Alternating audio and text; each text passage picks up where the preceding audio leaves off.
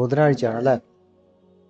അപ്പോൾ ഇപ്പോൾ പണ്ടൊക്കെ ആണെങ്കിൽ വ്യാഴാഴ്ചയും എക്സ്പയറി ഡേയിൽ നമുക്ക് ഓപ്ഷൻ ബൈ ചെയ്യാമായിരുന്നു. പക്ഷേ പിന്നെ അത് ഓപ്ഷൻ ബൈ എന്നുള്ള മാറി, റിസ്ക് കൂടി, സെല്ലേഴ്സ് മാത്രമായി. ഇപ്പോൾ ക്വാണ്ടിറ്റി കൂടി കുറേ പേര് ക്രിപ്റ്റോയിലേക്കും ഫോറക്സിലേക്ക് പോയപ്പോൾ ഇവിടെ ഇപ്പോൾ ബയേഴ്സ് എന്നുള്ളത് കുറച്ച് പേരേ ഉള്ളൂ. അതുകൊണ്ട് തന്നെ കൂടുതലും സെല്ലേഴ്സാണ് വരുന്നത്. അതുകൊണ്ട് ഇപ്പോൾ വ്യാഴാഴ്ചയും ബുധനാഴ്ചയും സെല്ലേഴ്സിൻ്റെ ഡേ ആയി മാറിയിട്ടുണ്ട്.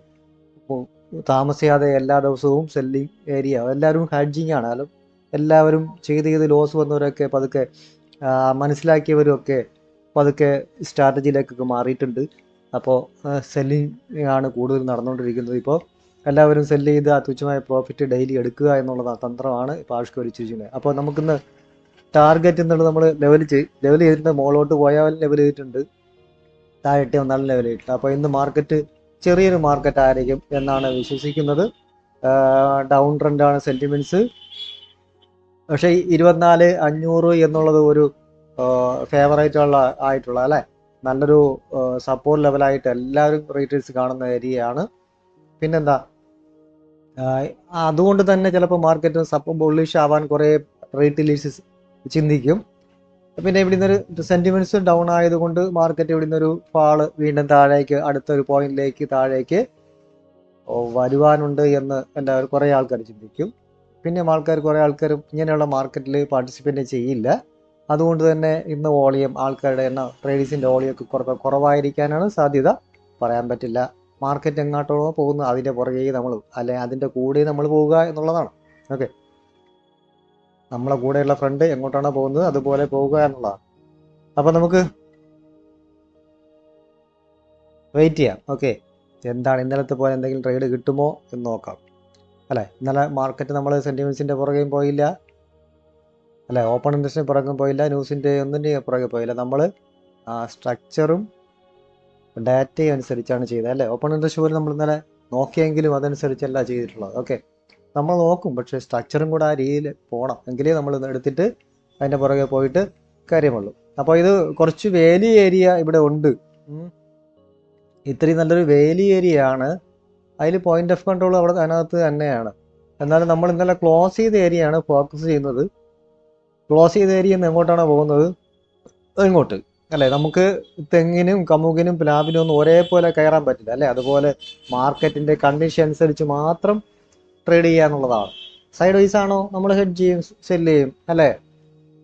അതിന് മൂവ്മെൻറ്റ് കുറവാണോ സെല്ല് ചെയ്യും അല്ലേ. മൂവ്മെൻറ്റ് മീഡിയം മൂവ്മെൻ്റ് ഉണ്ട്, നമ്മൾ ഇൻ ദ മണി എടുക്കും അല്ലേ. നല്ല ഗാമ വേലി കൂടി വരികയാണ്, നല്ല മൊമെൻറ്റം ക്യാനിലാണ്, ഔട്ട് ഓഫ് ദ മണി എടുക്കും. സിമ്പിൾ. എന്താണോ മാർക്കറ്റിൻ്റെ മൂവ്മെൻറ്റ് അതനുസരിച്ച് നമ്മൾ ട്രേഡ് എടുക്കും, അത്രേ ഉള്ളൂ കേട്ടോ. ഓപ്ഷൻ ഒരുവിധപ്പെട്ട ആർക്കും പറ്റുന്ന പണിയല്ല. അപ്പോൾ അതുകൊണ്ട് ഓപ്ഷൻ ട്രേഡ് ആരും ചെയ്യാതിരിക്കുന്നതാണ് ഏറ്റവും ബെറ്റർ. കുറേ കാര്യങ്ങൾ മനസ്സിലാക്കിയാലേ ഓപ്ഷൻ ട്രേഡിൽ പ്രോഫിറ്റ് ആകാൻ പറ്റുള്ളൂ. അതുകൊണ്ട് തന്നെ ആരും വന്ന് ഇതിനകത്ത് ചാടണ്ട, പിടിച്ചിരിക്കാൻ പറ്റില്ല, എല്ലാം ലോസ് ആവും. പൈസ എല്ലാം തീർന്നതിന് ശേഷമേ ബോധം വരുള്ളൂ, ബോധം. അതുകൊണ്ട് അതാവ് ചെയ്യണമെങ്കിൽ നല്ല എക്സ്പീരിയൻസ് ആയിട്ട് മാത്രം പൈസ ഇട്ട് ചെയ്താൽ മതി. ഒരു പേപ്പർ ട്രേഡ് ഒക്കെ ചെയ്തിരുന്ന കേട്ടോ. ഓക്കെ, നമുക്ക് നോക്കാം. മാർക്കറ്റ് എന്തായാലും ഓപ്പൺ ആവട്ടെ. ഓക്കെ,